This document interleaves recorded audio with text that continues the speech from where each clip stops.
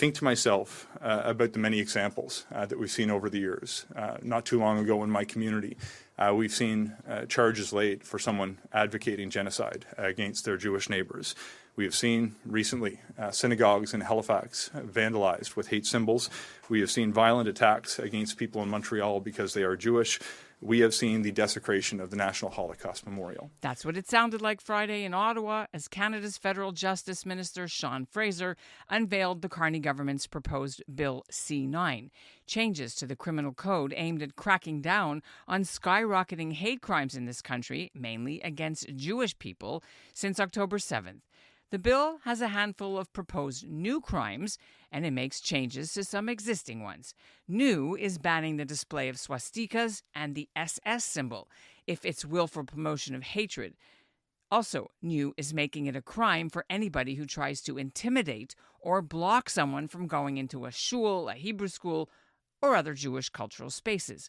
What the bill won't do is move hateful protesters away from the entrance doors of a synagogue or from a community center that's hosting an Israeli or Jewish guest speaker. We'll get a brand new crime, one that judges can put on somebody's record, sort of like a scarlet letter or a mark of shame, saying the person committed a hate crime on top of whatever other crimes they get convicted of. Now, much is being made of the fact that the announcement came the very first week that Parliament went back to work for the fall session, and only 4 days after Carney met with the leaders of most of Canada's Jewish federations and CIJA, the political lobby group, the Centre for Israel and Jewish Affairs, whose leaders reminded Carney of the consequences here at home for Jews when Canada pushes back against the Israeli government so strongly and supports a Palestinian state. We brought a lot of this stuff to bear, and we also talked candidly about the unilateral declaration of a Palestinian state and the connection of international proclamations and the spike in anti-Semitic incidents.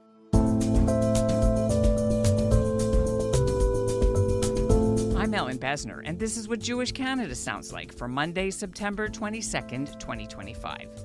Welcome to North Star, a podcast of the Canadian Jewish News, made possible thanks to the Ira Gluskin and Maxine Granovsky-Gluskin's charitable foundation.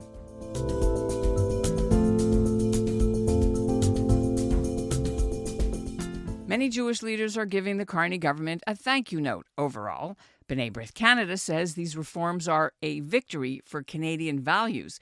After all, the human rights organization spent over a year pushing all levels of government to ban the swastika, although critics say the government's proposed changes don't go far enough because it's not an outright ban. It still has to be proven that the person waving the Nazi or terrorist symbol has malicious intent. The Canadian Friends of the Simon Wiesenthal Centre also applauded Ottawa's reforms. They say harassment of Jews and glorification of terror has been going on for far too long, with the protesters who do it getting a free pass. So now the question is, what comes next? Will these reforms be fast-tracked or sidetracked? To explain the legal aspects and the political ones, I'm joined by Mark Sandler.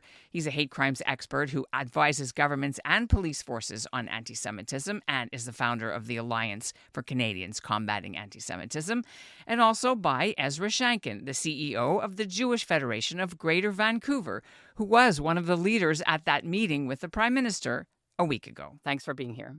Our pleasure. Yep, good to be here. All right, before we get into the nitty-gritty, let's just do a quick lightning first impressions. I'm going to start with you, Ezra, in the political realm.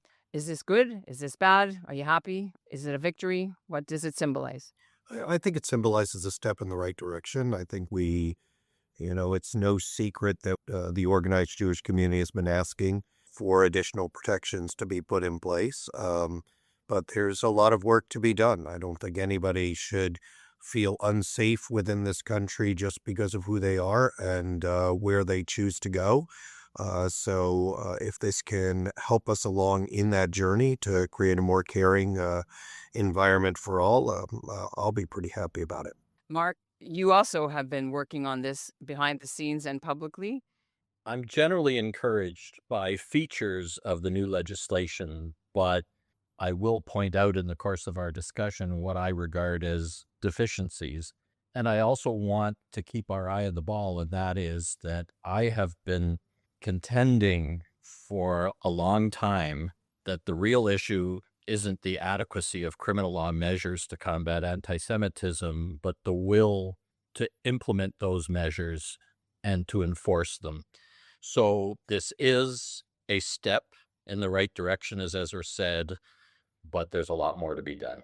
Now let's break it down. What is it adding that wasn't there before? So they've added sections that have to do with intimidation or obstruction in connection with access to community centers, places of worship, and the like. There are already criminal code provisions that to some extent already address those issues, but I think it's helpful that these are now codified with specific language of intimidation and obstruction that apply to our community centers, to our places of worship. The second feature of the legislation, in my view, one of the most important, is creating a hate crime in connection with anything that is otherwise an offense, but is motivated by hatred. For me, that sends an important message, and that someone's criminal record will reflect not only that they've committed a pre-existing offense, but that it was motivated by hatred. The third component of the new legislation is the definition of hatred. For me, there's nothing new in this because they've simply adopted the language of the Supreme Court of Canada in Keekstra as to what hatred means. So it's a neutral point. The fourth thing that they've done, and one of the more interesting ones, is that they've created another category of hate propaganda, namely the willful promotion of hatred by displaying certain symbols associated with prohibited entities under our criminal code or Nazism. For me, it does add an additional offense of hate propaganda, but I have some difficulties with the language and the approach that has been taken. I should add that there is another provision contained in the criminal code that will be more controversial, and that is the removal of the requirement for the Attorney General's consent for some of the hate propaganda sections that exist in the criminal code. And our community has been divided on the removal of that consent. I am personally opposed to that, and I can explain why in our I'm actually surprised to hear that, but go ahead. So from my perspective, it sounds superficially attractive to remove the Attorney General's consent, and I can understand the rationale for it, having regard to the fact that some of the hate propaganda cases are languishing on the desks of several attorneys general across this country. I'm concerned about the removal of the Attorney General's consent, as I've always stated, because I believe that there are those who would seek to misuse the hate propaganda sections to go after the Jewish community and pro-Israel advocates. I would prefer that the attorneys general of all provinces took a united front in vigorously moving forward on these cases so that the removal of the consent were not necessary. I'm going to remind And then Ezra, that of the hate propaganda sections that exist in the criminal code, one of them does not require the Attorney General's consent, which is the incitement of hatred likely to lead to a breach of the peace. But nonetheless, it has been underutilized when it has been applicable to a number of activities that we've reported on to the police. So its removal of the Attorney General's consent is not a panacea, and one must see it within the realistic light that I've tried to shine on it. Within our own community, there has been immense frustration around the case of Charlotte Cates, which has been one of the kind of touchstone cases that has languished probably through, I don't want to venture to put motive, but I think we could venture to hypothesize why it hasn't been moved forward by this NDP government here in the province. This is for our listeners, just to refresh. It's the Sami Dune Canadian leaders. This is actually from the earliest days of the post-October 7th environment, in which Charlotte Cates, in video, celebrated the atrocities that were committed against us through her support behind the extremists who are out there perpetrating those offenses, and was arrested for it. And then there was a fair amount of work done by the Vancouver Police Department to make that happen, and we have a lot of gratitude. And it's been on the desk of And the charges expired. They didn't do anything, and she's running around the desk now. The Attorney General's division for forever. This is why this is not a complete journey, nor do I think that there is a complete journey in this. There is incredible amounts of work that the government needs to do in educating and engaging with prosecutors. I think that Mark, alluded to it before, but there is an enforcement dimension to this. If we can have all the laws we want on the books, if we don't have Crown prosecutors who are willing to go the distance and actually make this happen, or attorneys generals that feel that they're willing to stomach the political risks within their own careers to bring these things to a judge, and judges who are willing to rule on these cases, then the laws just become another list and another thing on the books that doesn't get implemented.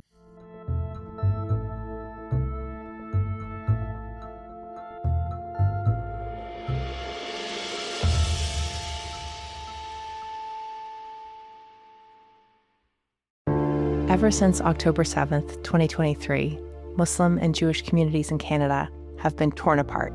I've known you for 20 years. You've been at my house for Shabbat supper, I don't know how many times. And for 1 second, you can't put down your front and just hold my hand? We're fed a constant stream of Jews and Muslims talking at each other, about each other, but rarely do we hear them talking to each other. Why are you doing this? What's the benefit of doing this? This podcast aims to do something different. I'm Avi Feingold, a rabbi and a writer with the Canadian Jewish News. I'm Yafa Sakeja, a Canadian-Palestinian entrepreneur and volunteer with the Canadian Friends of Standing Together. We're sitting down with Jews and Muslims, Israelis and Palestinians from coast to coast and across the political divide, having difficult conversations in good faith. We are not the Israeli government. Palestinians are not Hamas. This is the place where we're both supposed to end up, Israeli and Palestinian, Arab and Jewish. Subscribe to In Good Faith, wherever you listen to podcasts.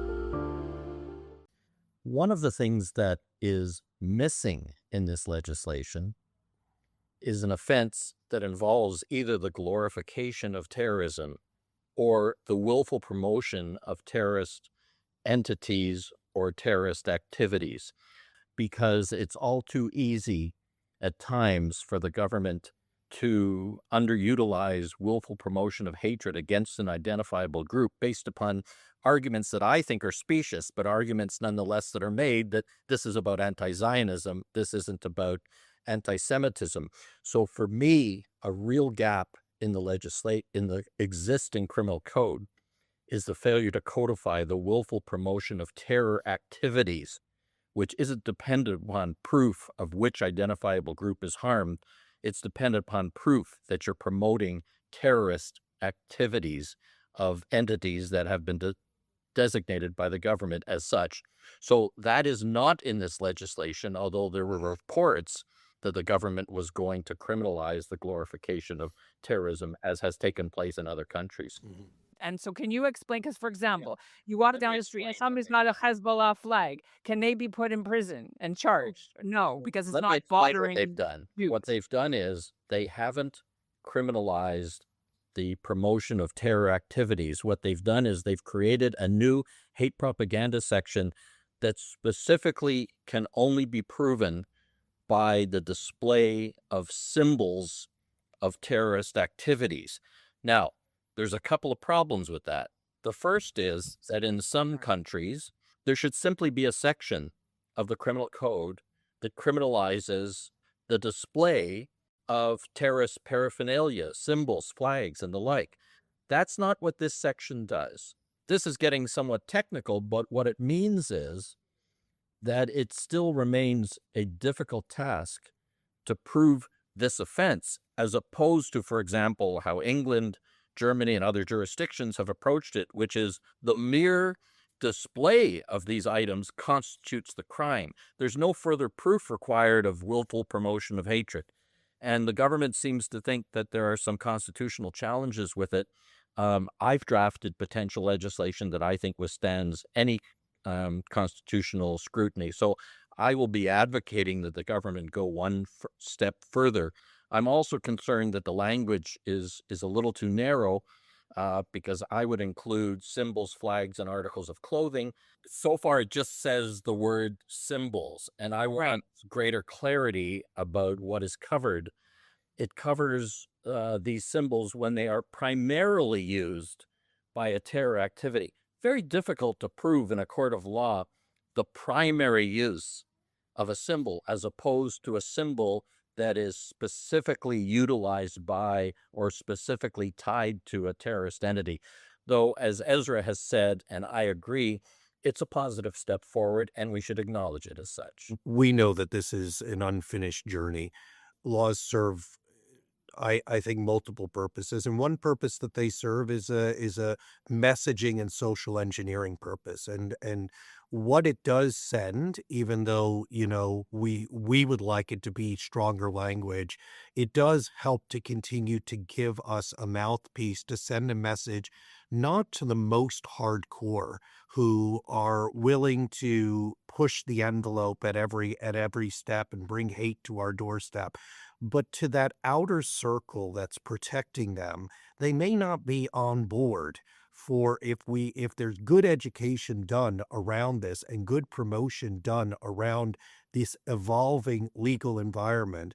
I'm hoping that more and more people start to say, wait a second, this is I get it. We don't want a world like this. And this is a good reminder for me to stay out of the way on these types of things. How is this law going to be changing the whole awful but lawful situation which Jewish people and other minorities have had to live with for the last 2 years, where it makes you feel bad, but the police say it's not illegal? It will not completely fix that. Ellin, I've been involved in training and educating police and prosecutors on the existence of criminal law tools to combat anti-Semitism, and there's a long journey to be undertaken to ensure that they understand what tools are already available to them and that they understand what contemporary anti-Semitism is all about, which is the real challenge at times, because this awful but lawful defense often misunderstands or misinterprets what is protected speech and what is hate speech, even under our existing criminal code. So much of this is education and training. The second is, under our current provisions of willful promotion of hatred, police can allege that the display of flags, Hezbollah flags, Hamas headbands, and the like are evidence of willful promotion of hatred. Now here they've gone one step further because they've actually identified these symbols as potentially demonstrating the willful promotion of hatred. But as I said, it would be much more powerful if these are freestanding offenses that say, if you choose to display a symbol associated with a terror group, one doesn't have to then prove over and above that you're doing it to willfully promote hatred against an identifiable group. It should be actionable nonetheless.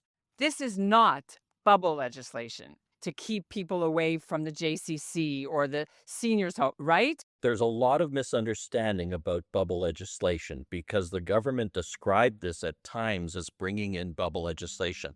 What bubble legislation is all about and why it is still necessary at the municipal or provincial levels is it's designed to be preventative. It's not designed to wait until somebody commits a crime of intimidation and obstruction and then charge them. So the federal government can't create bubble legislation. They create criminal law. That's their jurisdiction. So for those who think this has solved the bubble legislation issue, they're incorrect. But what it has done, Ellin, is it's an endorsement of the concept. And it sends a message from the federal government to provincial governments and municipal governments in which we are working, many of us are working and advocating day in and day out to really send a message that to the extent that the federal government can, to what they can do, they're trying to show that they're doing that, which sends a message to the provincial government to then start to fill the gaps and start to get those things in place. I know that there's ongoing conversations out here in British Columbia with our provincial government. And I think the more that the federal government is sending a supportive message down around these types of activities and efforts, I think that it helps to do that regardless of their limitations. Okay, on the timeline, because they had announced it on the Friday, this law has been going now to second reading, and then it has to go to the committee level, and then it has to go to the Senate. We're being realistic. What are we talking about in terms of an amendments? Probably, like you said, Mark, you're going to send them a whole bunch of sticky notes or briefs. When is this going to happen? How likely are we going to see this soon? Because it's something the community's been asking for 2 years under the previous prime minister. Well, the question is, we'll see. But here's the point that I would make about timing. The government has introduced this legislation early in its legislative agenda. For me, that sends an important message. So the question is it going to be fast-tracked because the government recognizes pervasive anti-Semitism and other forms of hate, so that it's got to be dealt with in an expeditious way, or will it proceed at a slow pace when these amendments are needed? The verdict's not in yet on which approach the government will take. I would urge the government to address this as an urgent priority, and hopefully then it could be enacted with appropriate amendments where necessary within a matter of months. I think we still need to see the Prime Minister really speak publicly and clearly on how he sees this going and what his commitment is around this. I think that we have yet to have that moment where the Prime Minister stands up, looks into the camera, and really says, you know, this is unacceptable, this is where we're going, and this is how fast I want to get there. And I'm wondering, just like Calgary, Toronto, and Vaughan, Brampton, they're getting their bubble laws challenged in court. Are you confident at all, Mark, that these proposals will be able to go ahead, or will also have to all the way go up to the Supreme Court and we'll be back to waiting around for another 2 years? Because Fraser said, you know, we've already, you know, handled that and we're good. We've allowed them to exempt peaceful protests from persecution. Look, no matter how carefully legislation is drafted, it will be challenged by those against whom it is used. And I think we have to recognize that. But remember, Ellin, the status quo is the legislation in the absence of the court saying that it's unconstitutional. So it's not as if we have to wait for a ruling on constitutionality before these sections can be utilized to full effect. So that's the important messaging to come out of it. Ezra, we should ask quickly before we end. This came out on very similar, within hours of the news, that the government is banning an Irish band called Kneecap to come play in Vancouver in October at the Vogue Theatre on Granville Street. They waved the Hezbollah flag. They said, Ab Hamas, Ab Hezbollah, death to the UK, government people. So it seems coincidental that... No, I think that there's a flurry of activity, and I don't think we can separate this from a unilateral declaration of the Palestinian State that's coming up.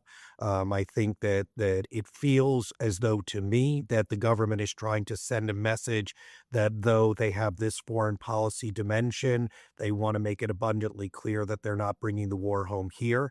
That's something that, to be clear, we have been very very vocal about. We have been very vocal about kneecap and others who have, willfully spread some pretty awful messages that really don't help us here in Canada and as a Canadian society to have that, openly available to people. But I would say I wouldn't be surprised at the flurry of activity, seeing the larger picture of what's happening. But I think we should feel pretty good as a Jewish community at the amount of activity in week one of really a baby government as it's kind of getting its footing. I mean, we'll take it. If we can get it, we'll take it. We were there on Monday, day one, of a meeting with all the CEOs of Carney House. We were there on day one. I mean, I'm not going to go into the details of the private meeting, but what I will say is this. I can tell you why we were there, because we were offered the opportunity to sit down with Prime Minister Carney in a small group and to bring our message. And we did. We brought the message around enhanced protections around institutions. We brought the message around the extremists coming to our shores and really bringing that kind of messaging into our country. And what are we doing about the kneecaps of the world? We are trying to find common ground on that. And that's a really important thing for the government to understand. And, not going into content, but saying every Jewish MP was there. Most of the ministers were there. I mean, there was an interest, and there was a lot of nodding of, positive nodding around the messages that I think Mark has been pushing and others have been pushing along with us to try to do that. And now we're seeing some of the fruits of that, later in the week, and then we'll see what next week brings and how we'll feel at the end of next week. Well, depending on what happens. I think we're going to need that. I think it's a good time for apples and honey. okay. I want to wish you all a safe and happy New Year, and I really appreciate you giving us your 4 cents on this. Shana Tova. Thank you.